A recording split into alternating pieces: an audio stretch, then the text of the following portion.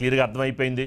ఇలాంటి పరిస్థితుల్లో మరి ఒకసారి వేణుగోపాలస్వామి ఆయన ఏమన్నాడు అనేది ఒకసారి ఆయన బయట విందాం. ఓం నమో వెంకటేశాయ. సో ఎన్నికల ఫలితాల గురించి దేశవ్యాప్తంగా మరియు ఆంధ్రప్రదేశ్ రాష్ట్రానికి సంబంధించి నేను ఇచ్చినటువంటి ప్రిడిక్షన్ లో నేను నరేంద్ర మోడీ గారి ప్రభావం తగ్గుతుంది అని చెప్పడం జరిగింది. అలాగే ఆంధ్రాలో జగన్మోహన్ రెడ్డి గారు గెలుస్తారు అని చెప్పడం జరిగింది.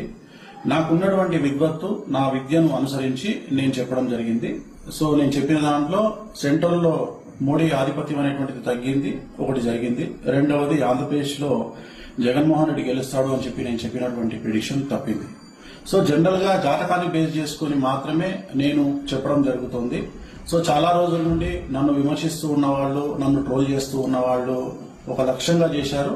సో ఈ రోజు నేను చెప్పినటువంటి ప్రిడిక్షన్ 100% తప్పయింది.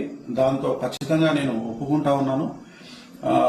సో ఇన్ని రోజులు నాతో సహకరించి నాతో ఉన్న వాళ్ళకి, అలాగే ఇక ముందు నన్ను ఫాలో అయ్యి నాతో ఉండే వాళ్ళందరికీ కూడా మంగళాకాంక్షలు చెప్తా ఉన్నాను. సో నేను చెప్పింది ఖచ్చితంగా జరిగింది, నష్టంగా జరిగింది, అంటే వ్యతిరేకంగా జరిగింది. వైసీపీ ఓడిపోయింది, చంద్రబాబు నాయుడు గారు గెలిచినారు. సో చంద్రబాబు నాయుడు గారికి శుభాకాంక్షలు చెప్తూ నేను నమ్మేటువంటి వెంకటేశ్వర స్వామి మరియు నేను నమ్మేటువంటి కామాఖ్యాదేవి ఇద్దరి రూపంలో ఉండేటువంటి దేవతలను నేను కొలుస్తూ నాకున్నటువంటి విద్యను అనుసరించి జాతకాల ఫలితంగా, రాసులను ఫలితంగా మాత్రమే ప్రిడిక్షన్ చెప్పడం జరుగుతుంది. ఎక్కడ కూడా నేను వ్యక్తిగతంగా ఇంతవరకు చెప్పలేదు.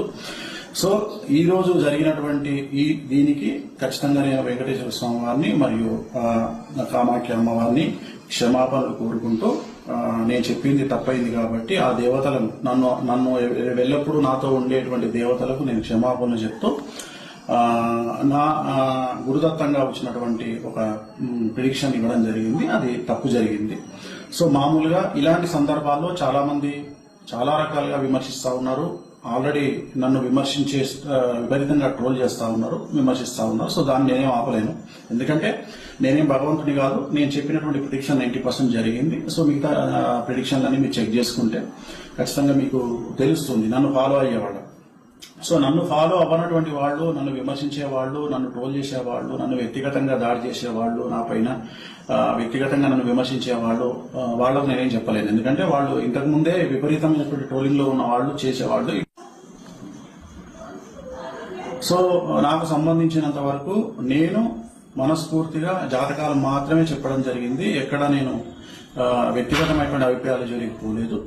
సో తెలుగుదేశం శ్రేణికి, అలాగే తెలుగుదేశం పార్టీకి, అలాగే చంద్రబాబు నాయుడు గారికి శుభాకాంక్షలు తెలియజేస్తా ఉన్నా. నన్ను ఇప్పుడు కూడా నాతో పాటు ఉండేటువంటి ప్రతి ఒక్కరికి నేను ఖచ్చితంగా నా పట్ల ఉన్నందుకు సంతోషాన్ని వ్యక్తం చేస్తా ఉన్నా. సో దీంతో పాటు ఇంకొక విషయాన్ని చెప్పాలనుకుంటా ఉన్నా.